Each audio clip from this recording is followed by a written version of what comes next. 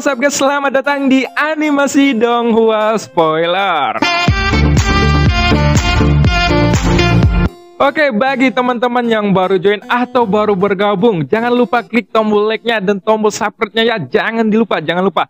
Oke, sebelum kita memulai video ini, kita jangan lupa untuk seruput kopinya, kencangkan sabuk pengaman, mari kita mulai.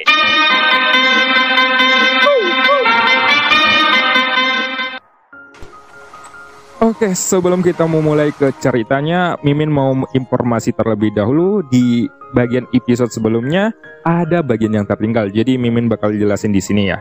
Oke, mari kita mulai. Pada episode sebelumnya diceritakan, Goyan ternyata memperkuat segel yang ada di jantung biru milik Raja Jiwa. Namun tiba-tiba segel tersebut perlahan runtuh di bawah tekanan dari jantung biru pusing. Tapi segera Raja Tianzang menghancurkan kembali tubuh yang segera menyatu itu. Tepat di sisi lain, Xian ternyata pindah ke dimensi lain, yang mana di sini terdapat 8 sosok yang tidak memiliki wajah, dan Xian merupakan bagian kelompok tersebut. Dan scene pun berganti. Ketika Xian tiba di sini dan berkumpul dengan sosok biru lainnya, pembahasan mereka langsung membicarakan tentang invasi dunia Tesu terhadap dunia Senshi. Si nomor 4 juga menyatakan bahwa situasinya tidak optimis, jadi dia meminta kepada sosok lain untuk segera bergerak. Padahal jika berbicara secara logis, dunia Senshi memiliki sumber energi yang melimpah. Jadi pastinya banyak kultivator kuat yang lahir di sana. Tidak hanya itu, si nomor 6 rupanya juga berasal dari dunia tersebut. Kabar ini pun langsung membuat Xian terkejut. Dia juga mulai berpikir bahwa penampilan berwarna biru itu hanyalah kamuflase. Bahkan jika dilihat dari pembicaraannya, mereka pasti berasal dari dunia yang berbeda-beda. Lalu mereka di sini hanya untuk membagi informasi, dan tampaknya bukan kali pertama mereka untuk berkumpul di sini. Hei, nomor 6, aku mendengar bahwa ada orang yang sangat kuat di dunia Senshi. Jadi sepertinya tidak ada masalah jika ada dia di sana, ucap si nomor 4 sambil menatap sosok nomor 6 itu dengan tegas. Tepat ketika Xian mendengarkan ini, dia pun tertekun sejenak. Xian tidak berani untuk langsung menatap orang-orang itu, kecuali kepada si nomor 1. Ini karena jika dia bisa datang ke sini, pasti salah satunya ada di sini. Namun, Xian tidak tahu apakah dia mengawasinya atau tidak. Namun, Xian masih menundukkan kepalanya dengan berhati-hati. Setelah percakapan berlangsung, Xian pun merasa bahwa segala sesuatu menjadi semakin salah. Xian merasa seolah-olah dia telah memasuki misteri besar, dan dia adalah orang luar di sini. Lalu, sejauh ini Xian tidak tahu apa-apa, dan dia hanya bisa mendapatkan informasi dari percakapan mereka. Sang dewa tertinggi sudah tewas selama bertahun-tahun yang tak terhitung jumlahnya. Jika saja dia tidak mati, dunia Tesu pasti tidak akan berani menyerang, ucap nomor 6 dengan perlahan. Dan juga alasan Changmang dikalahkan adalah karena klan Yuanzhen di dunia tanpa batas terlalu sombong dan sudah memiliki masalah internal serta eksternal, sehingga dunia Tesu memiliki kesempatan untuk memanfaatkannya, ucap si nomor 6 yang mulai berbicara lagi. Namun, aku mendengar bahwa reinkarnasi dari dewa tertinggi telah muncul. Jika itu benar-benar seorang reinkarnasi, maka pihak dunia Tesu itu tidak ada apa-apanya, ucap si nomor 6 kembali. Dan dalam ucapan ini, seolah-olah dia sengaja menekankan sesuatu. Bahkan, hal ini juga menunjukkan bahwa si nomor 6 tidak mempercayai sosok tersebut. Jika dia memang tahu tentang keberadaan reinkarnasi sang dewa tertinggi, yaitu Xian, maka ia seharusnya tahu bahwa reinkarnasi itu masihlah terlalu lemah. Jadi, si nomor 6 dengan sengaja mengatakannya, seolah-olah dia sedang menjelaskannya dan memberitahu mereka bahwa dunia Senshi bukanlah sesuatu yang dapat diganggu oleh siapapun. Detik berikutnya, si nomor 4 pun tiba-tiba tersenyum. Tawa ringan itu menunjukkan bahwa sepertinya dia juga mengerti dengan maksud si nomor 6 ini. Baiklah, sekarang giliranmu. Kamu adalah yang terakhir tiba di sini. Adapun apa yang kamu dan raja bicarakan, bisakah kamu berbagi dengan semua orang? Ucap sosok pertama, dan hal ini pun langsung membuat Xian tertekun sejenak. Jelas, jika mereka menyebut bayangan besar itu adalah raja, maka apakah mereka semua adalah pelayan raja? Raja berkata, biarkan aku pergi, ucap Xiaoyan, dan setelah mengatakan ini, dia menjadi lebih pendiam. Bahkan, sosok pertama itu tidak tahu harus bagaimana menjawab kata-kata dari Xiaoyan ini. Jika kamu berani mendekati Raja Tianzhu, dia secara alami akan membiarkanmu pergi. Lalu, mengapa kamu mengatakannya setelah bergabung? Ucap si nomor 4 sambil berteriak. Aku tidak tahu, mungkin itu hanyalah perasaanku saja, ucap Xiaoyan, dan jawabannya ini langsung membuat suasana pun hening. Jika benar bahwa 9 orang yang ada di sini tidak tahu identitas masing-masing, maka setidaknya jawaban Xiaoyan ini tidak akan dicurigai bahwa dia ada di sini untuk pertama kalinya. Kemudian, karena tidak ada dari mereka yang mengetahui identitas Xiaoyan, dia pun harus lebih berhati-hati. Xiaoyan akan melindungi dirinya sendiri, dan dia juga melindungi dunia sensi. Lalu, jika diperhatikan dari pembicaraan tadi, sosok biru ini sudah cukup membuktikan bahwa mereka sangatlah kuat. Tidak hanya itu, jika mereka berasal dari dunia yang berbeda-beda, maka mereka pasti merupakan eksistensi teratas di dunianya. Kalau tidak, tidak mungkin setiap orang itu meremehkan invasi dunia. Apakah hanya sebuah perasaan? Bisakah kamu menjelaskannya dengan hati-hati? Sepertinya kita juga penasaran, ucap si nomor 6. Aku tidak tahu, semuanya sangat aneh, dan aku tidak bisa menjelaskannya dengan benar. Tapi, yang aku ingat, aku hampir dipukuli oleh raja itu. Jadi sekarang, aku masih sedikit takut, ucap Xiaoyan dengan nada ketakutan yang tersisa di dalam hatinya. Tentu saja, Xiaoyan tidak ingin berbicara tentang topik itu sampai mati, karena semakin banyak dia berbicara, semakin mudah pula untuk mengungkapkan rahasianya. Dan sekarang, setelah memberikan jawaban, Xiaoyan pun kembali menutup mulutnya rapat-rapat. Ini tidak berguna. Aku harus mengucapkan selamat tinggal terlebih dahulu kepada kalian semua, ucap si nomor 2 yang sambil melesat pergi. Dia merasa bahwa Xiaoyan tidak dapat menjelaskan alasannya, dan tampaknya dia tidak ingin membuang-buang waktunya. Singkat cerita, setelah semua orang ini pergi, akhirnya Xiaoyan bisa dengan tenang membahas kebingungan yang dia alami bersama si nomor 1. Namun, ketika sosok pertama ini menanyakan bagaimana Xiaoyan bisa datang ke sini, Xiaoyan pun malah kembali bingung. Entahlah, aku merasa sangat aneh. Bagaimana seharusnya lelucon ini dijelaskan? Ada yang salah dengan tubuhku pada awalnya. Lalu, aku pun datang ke sini, entah dengan cara apa, ucap Xiaoyan yang memang tidak bisa menjelaskannya lebih lanjut. Seharusnya, aku tidak akan mati dengan serangan lemas seperti itu. Tapi ini adalah keadaan yang mendesak, sehingga aku harus kembali sekarang dan sangat mendesak untuk menentukan situasinya, ucap Xiaoyan sambil tersenyum getir. Seluruh tubuhnya berubah menjadi cahaya berwarna transparan, dan ia berpikir bahwa dirinya pasti akan tewas. Sebenarnya aku bisa mencoba membantumu sekali. Akan tetapi, kamu sudah berhutang banyak kepadaku, ucap si nomor 1. Segera setelah berbicara, Xiaoyan pun mulai berpikir pada dirinya sendiri. Bisakah ada bantuan kecil dan besar dalam situasi seperti ini? Namun, karena si nomor 1 mengatakan hal itu, tampaknya dia percaya bahwa Xiaoyan dapat dimanfaatkan. Jadi, Xiaoyan tidak punya pilihan selain menyetujui permintaan apapun di masa depan. Jangan berpikir untuk mengingkarinya di masa depan. Yang terpenting di sini adalah kejujuran. Begitu kamu melanggar janji, konsekuensinya akan sangat serius, ucap sosok pertama itu. Dan jika saja dia bisa melihat wajah Xiaoyan, ekspresinya itu sangatlah pahit. Senior, tolong percayalah, aku tidak mengatakan dan tidak berencana untuk mempermainkanmu. Namun, kemampuanku sangatlah terbatas. Jadi, aku meminta kepada senior untuk menggunakan kebijaksanaannya dan membuatnya menjadi lebih mudah, ucap Xiaoyan. Pada saat ini, Xiaoyan menurunkan harga dirinya sebanyak mungkin. Karena jika tidak, dia benar-benar tidak akan dapat menyelesaikan beberapa tuntutan yang tidak masuk akal itu jika waktunya tiba. Dan pada akhirnya, itu pastinya akan menjadi buruk. Yakinlah, itu pasti akan sesuai dengan kemampuanmu. Namun, ada persyaratan yang harus dipatuhi oleh semua pengunjung, dan mereka harus datang, lalu berbicara dengan serius setiap kali dipanggil, ucap sosok pertama itu. Dan Cheyenne pun tertekun sejenak. Sepertinya dia harus sering datang ke tempat ini.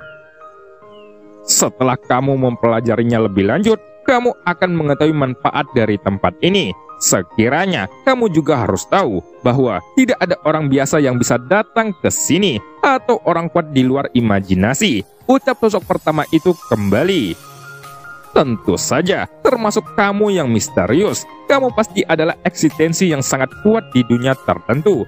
Bukankah begitu? Ucap sosok pertama yang terus berbicara. Namun, saat ia memuji Cheyenne, itu membuat Cheyenne tersenyum canggung. Akan tetapi, Cheyenne tidak menyangkal bahwa apa yang sosok pertama katakan itu adalah benar. 8 sosok biru selain dia, semuanya adalah eksistensi yang kuat dari dunia yang berbeda-beda. Dan mungkin salah satunya adalah pemimpin dunia yang Cheyenne kenal. Tentu saja, yang paling dikhawatirkan oleh Cheyenne adalah bahwa si nomor 6 juga berasal dari dunia sensi. Jika demikian, siapakah dia sebenarnya? Dan apakah dia mengetahui kebenaran sosok tersebut? Kali ini, Cheyenne harus mencari tahu situasinya terlebih dahulu. Tapi, yang paling penting baginya adalah menyelesaikan krisis kematian dari kuil langit ini. Lalu, menunggu sampai dia memiliki kesempatan untuk datang ke sini lagi dan mendapatkan lebih banyak informasi, termasuk dengan si nomor 4. Cheyenne juga sangat penasaran dengan sosoknya. Meskipun dia banyak berbicara, tapi si nomor 4 mempunyai topik yang sangat bagus. Jika saja penghasutan seperti dia tidak membuka mulutnya, tampaknya seluruh tempat ini akan jauh lebih hening dan tidak ada komunikasi sedikit pun. Dari sudut pandang ini dapat dipastikan bahwa keberadaan di sini seperti pertemuan pertukaran, tetapi yang berkumpul di sini benar-benar merupakan keberadaan yang kuat yang tidak dapat dibayangkan oleh Cheyenne. Senior, aku juga memintamu untuk membantuku pergi. Situasi saat ini memang sangat mendesak. Jika aku di sini terlalu lama, aku khawatir keberadaanku akan benar-benar menghilang dari dunia, ucap Cheyenne dengan tersenyum kecut. Jelas, Cheyenne sudah lama sejak dia datang ke domain dewa kekacauan ini. Meskipun ada sang Raja Tianzang dan Yueli di luar sana, tetapi Cheyenne tidak tahu apa yang terjadi sekarang. Jadi, karena tidak ada lagi yang harus dia lakukan di sini, Cheyenne pun harus kembali secepat mungkin. Nah, kalau begitu, kamu harus ingat bahwa kamu banyak berhutang budi kepadaku sekarang, ucap sosok pertama itu dengan tegas. Cheyenne pun hanya bisa mengangguk setuju, dan sepertinya memang tidak ada ruang baginya untuk bernegosiasi. Setelah selesai berbicara, seberkas cahaya dengan cepat bergerak ke arah Cheyenne. Dan sebelum Cheyenne bisa bereaksi, dia tiba-tiba merasakan pusing yang sangat hebat. Bahkan, seluruh kesadarannya mulai meningkat, dan itu juga turun dengan cepat. Secara keseluruhannya, perasaan ini tidak terlalu bagus. Tapi, bagaimanapun juga, akhirnya dia mungkin bisa meninggalkan tempat ini meskipun menggunakan langkah ini. Di sisi lain, di wilayah aliansi Dewa Abadi, Raja Tianzang terus-menerus menghancurkan tubuh Pusing dan Tianzun yang selalu memulihkan diri hingga tubuh mereka masih dalam keadaan tercabik-cabik. Ini hanya jantung biru yang berdetak di dalamnya. Namun tampaknya Raja Tianzang tidak pernah bosan dan sama sekali tidak mungkin untuk membiarkan mereka pulih. Karena kalian tidak mau memberitahuku penawarnya, maka aku akan terus membuang waktu dengan kalian di sini. Lalu, jika kalian tidak terburu-buru, maka aku hanya akan mengikuti permainan kalian, ucap Raja Tianzang. Untuk menghadapi Raja Tianzang yang saat ini sedang mengamuk, mereka berdua pun hanya bisa menghadapinya dengan cara yang lebih tidak berdaya dan diam. Karena meskipun tubuh mereka hancur, mereka masih jauh dari kematian. Seperti yang aku katakan padamu sebelumnya tentang keadaan reinkarnasi itu, dia pasti akan mati di sini dan tidak ada yang dapat menyelamatkannya kecuali dia bisa melepaskannya sendiri. Tapi pada dasarnya itu tidak mungkin. Secara keseluruhan dia sudah dikutuk, ucap Pusing dengan penuh percaya diri, dan tampaknya ia memiliki kepastian mutlak bahwa tidak ada yang bisa menyelamatkan Cheyenne. Seiring berjalannya waktu, Raja Tianzang terus mengulangi tindakannya untuk menghancurkan seluruh tubuh Pusing dan Tianjun. Tetapi, metode ini hanya bisa menunda dan tidak ada cara untuk membunuh mereka. Pihak Kuil Langit mungkin tidak akan memberitahu metode yang sebenarnya, dan Raja Tianzang juga tidak mempercayainya. Bahkan, dia cukup yakin pihak Kuil Langit tidak punya cara untuk menyelamatkannya. Lalu, dari sudut matanya, ketika dia melihat Yueli dan Xiaoyan dari waktu ke waktu, dia mendapati bahwa masih belum ada gerakan dari tubuh Xiaoyan. Pada saat ini, Yueli yang juga sedang menghadapi Raja Jiwa cukup kerepotan. Matanya menunjukkan kecemasan, dan dia tidak tahu bagaimana caranya membantu Xiaoyan. Itu karena tubuh Xiaoyan tidak beracun, dan karena dia tidak bisa merasakan gejolak energinya, hati Yueli tidak pernah terang. Di Batara Kapak Hantu, semua sosok sedang menonton adegan ini, dan semua orang dari tim Perlas juga mengepalkan tinju mereka. Jelas, semuanya khawatir bahwasanya Raja Tianzang dan Yueli dikalahkan. Namun, meskipun mereka tahu bahwa tidak ada cara untuk berpartisipasi dalam pertempuran tingkat ini, jadi selama mereka tidak membuat masalah dan tidak melakukan tindakan yang merugikan, itu akan menjadi bantuan terbesar. Xiao, ada apa dengannya? Situasinya tampaknya tidak optimis. Tuan Muda Xiao, Raja Tianzang dan Yueli, kalian jangan khawatirkan kami. Selesaikan saja dulu urusan di sana, ucap Xiaoyan sambil memandangi pertempuran di depan. Meskipun semua orang berbicara khawatir, masing-masing dari mereka mengerutkan kening, dan Xiaoyan juga semakin mengepalkan tinjunya. Mereka semua bisa melihat bahwa kondisi Xiaoyan sangat buruk sekarang, sementara Raja Tianzang dan Yueli masih berusaha untuk menyelamatkannya. Lihatlah Raja Tianzang, bukankah kami tidak ada habisnya? Karena itu, aku akan membuatmu membayar harganya hari ini, ucap Pusing dengan marah. Jelas, ketika dirinya dihancurkan berulang kali oleh Raja Tianzang, dia menjadi sangat marah, dan jika terus ditunda, itu memang akan merugikan mereka. Kemudian, jika menghitung situasi Xion saat ini, dunia Dewa Kuno mungkin sudah dalam perjalanan. Jika semuanya tiba, maka akan sulit bagi mereka untuk keluar dari sini. Tentunya, Pusing tidak berniat untuk terus duduk dan menunggu kematian. Segera, jantung biru itu pun tiba-tiba meledak menjadi cahaya yang menyilaukan, dan gejolak energi yang kuat langsung menyebar ke segala arah. Detik berikutnya, adegan itu benar-benar mengejutkan Raja Tianzang, dan dalam sekejap, semua bagian tubuh yang rusak itu tiba-tiba bergabung dengan kecepatan yang luar biasa. Bahkan, tubuh yang hancur itu hampir dipadatkan kembali dalam beberapa tarikan napas. Pada saat ini, mata Pusing bersinar dengan cahaya biru, dan entah dapat dari mana, dia mengeluarkan cahaya biru di telapak tangannya, lalu melemparkannya ke dalam mulutnya, sehingga membuat auranya pun menyebar. Hei, Raja Tianzang, karena kamu bersikeras mencari kematian, hari ini aku akan memenuhi harapanmu, ucap Pusing. Namun ternyata ia tidak tahu pil biru apa yang baru saja diminumnya. Tetapi pada saat ini tubuh Pusing bersinar dengan cahaya biru yang sepertinya mengandung aturan kuat seperti kekuatan reinkarnasi Yueli. Pada saat yang sama, tubuh bagian atas Pusing juga tiba-tiba telanjang. Lalu ketika dia membuka mulutnya sedikit untuk mengembuskan udara, tubuhnya tampak sudah ditutupi dengan lapisan armor transparan yang berwarna biru. Pemandangan ini sama seperti cahaya biru yang melekat pada tubuh Xiaoyan. Akan tetapi, tidak semuanya berubah menjadi cahaya biru yang tembus cahaya.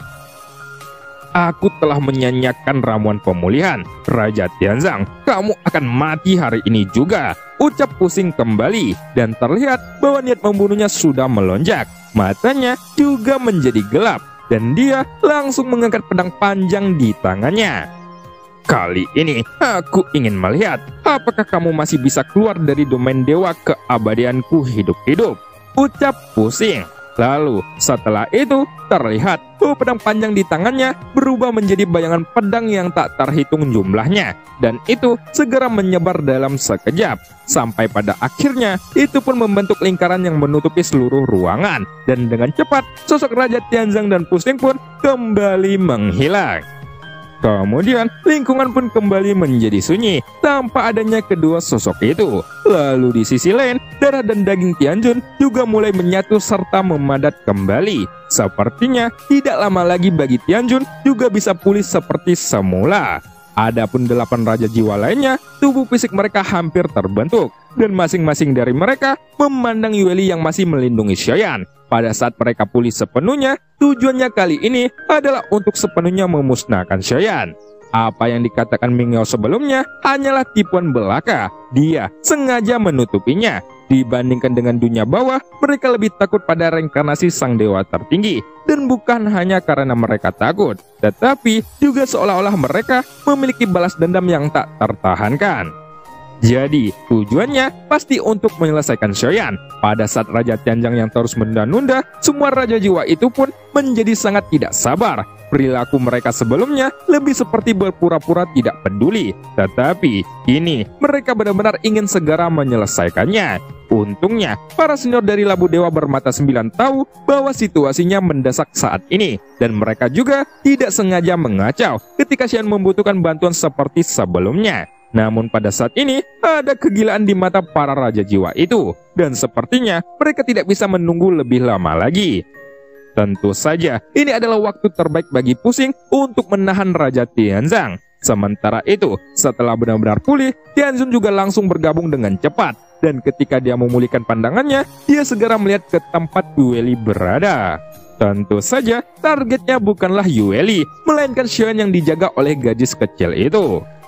Segera telan ramuan ajaib itu. Jika tidak bisa dibawa kembali, kalian harus menghancurkan tubuhnya. Dengan cara ini, dia tidak akan pernah memiliki kesempatan untuk bangkit kembali. Ucap Tianjun yang menggunakan transmisi suara kepada 8 raja jiwa lainnya. Kemudian, setelah Tianjun selesai berbicara, tubuh fisik dari 8 raja jiwa itu pun benar-benar pulih sepenuhnya. Dan mereka langsung bergabung dengan kecepatan yang sangat cepat untuk melakukan penyerangan terhadap Yueli. Tampaknya, ketika masing-masing sosok itu menelan pil biru, tubuh fisik mereka dengan cepat dibentuk kembali. Dan mata mereka juga membiru, serta asap biru pun keluar dari mulut mereka. Detik berikutnya, Tianjun pun melangkah maju, dan bayangan pedang biru panjang pun ditarik keluar dari belakangnya. Lalu, ketika dia sudah mendekat dalam sekejap, Tianjun yang ada di hadapannya ternyata menyerang langsung tanpa mengucapkan sepatah kata apapun. Tetapi, pada saat ini, sang dewa kematian juga tidak ragu-ragu. Sosoknya yang sangat tinggi pun segera melangkah maju untuk menghadapi Tianjun secara langsung. Jelas, dia tidak akan diam saja ketika melihat Xiaoyan dalam bahaya. Siapapun kamu, aku akan menyingkirkan sampah dari dunia luar, ucap Tianjun sambil berteriak dengan marah. Lalu, dia pun mengangkat tangannya, dan telapak tangan raksasa yang berisi cahaya biru pun dengan cepat menghantam dewa kematian. Menghadapi cahaya biru raksasa yang menduru, sang dewa kematian itu ternyata masih mampu berdiri dengan tenang. Tianjun tidak dapat melihat ketakutan yang terpancar dari sosoknya. Namun memang, Tianjun sebenarnya tidak dapat mengendalikan begitu banyak kekuatan dan lebih jauh lagi dari ini. Karena jika bukan para senior Labu Dewa itu menghalangi tindakannya, Tianjun akan berhasil sebelumnya. Tentu saja, kekuatan kelompok ini tidak boleh diremehkan, dan 8 raja jiwa sebelumnya bahkan lebih dirugikan. Sekarang, tepat ketika telapak tangan raksasa itu datang melesat, sang dewa kematian yang ada di sisi lain segera mengayunkan tombak di tangannya, lalu membantingkan ke depan. Kemudian, ketika keduanya bertabrakan dengan sengit, itu juga mengeluarkan kejutan energi yang kuat. Namun, sosok dewa kematian itu tidak mundur sama sekali, dan meskipun ayunan tombaknya terlihat biasa saja, tetapi kekuatan tombak ini cukup untuk mengejutkan Tianjun. Makhluk apa ini? Aku sama sekali tidak bisa merasakan auranya, tapi dia mampu menahan seranganku, ucap Tianjun yang terkejut. Ternyata, malaikat kematian dengan santainya mampu menahan serangan kuat dari Tianjun. Pada saat yang sama, ada juga beberapa suara ledakan di belakang Tianjun, dan 8 raja jiwa yang sudah menelan ramuan ajaib itu bergegas ke arah Yueli. Dan jika dihitung dalam jumlah, pihak Wilangit ini memang unggul, karena hanya ada 6 senior dari Labu Dewa Bermata 9 yang keluar. Jadi, meskipun ada banyak musuh, mereka hanya bisa melihat semuanya secara keseluruhan. Tapi, 9 raja jiwa itu tidak mungkin rela untuk berurusan dengan mereka semua. Pasti akan selalu ada raja jiwa yang bebas. Jadi pastinya akan ada celah dalam pertahanan senior Labu Dewa itu. Pada saat ini, Yueli pun memandang orang-orang yang berdiri di depannya. Matanya yang indah sedikit terfokus. Dari awal hingga akhir, dia selalu memegang sabit kematian di tangannya. Dan semangat juang di matanya sudah meningkat hingga tahap yang ekstrim. Namun, dia tidak bisa mengambil tindakan sesuka hati. Karena dia harus melindungi Xiaoyan secara pribadi. Percuma saja, jangan menyembunyikannya di belakangmu, ucap Qianjun dengan marah. Dan sepertinya setelah 8 Raja Jiwa itu menelan ramuan ajaib, kekuatan mereka sudah meningkat pesat. Dan setiap serangan yang mereka keluarkan mengandung cahaya biru. Tidak hanya itu, di bawah seberkas cahaya biru tersebut, serangan mereka benar-benar berbeda dari sebelumnya. Itu sangat menyakitkan bagi para senior Labu Dewa. Dan terlihat bahwa mereka juga cukup kawalan untuk menghadapinya. Pertempuran antara kedua belah pihak hampir pecah dan seluruh situasi pertempuran tampak cukup kacau. Tetapi dalam hal jumlah, pihak Pilangit telah berada di atas angin. Jadi tidak peduli apapun yang dihadapi, akan ada 2 Raja Jiwa yang bebas untuk melakukan penyergapan. Bahkan kebetulan 2 Raja Jiwa yang dapat bergerak bebas ini adalah Hanmo dan Kuijun. Tapi ini bukanlah kebetulan biasa, melainkan itu adalah rencana mereka. Dan Raja Jiwa lainnya sengaja menunda orang-orang ini untuk menghindari senior Labu Dewa bermata 9. Tugas Hanmo dan Kuijun adalah mendekati Yueli, lalu menghancurkannya. Dan cerita pun berakhir. Sampai jumpa di episode selanjutnya. Ke rumah Pak Malik minta cabutin gigi. Tembus 500 like, Mimin up 2 episode lagi.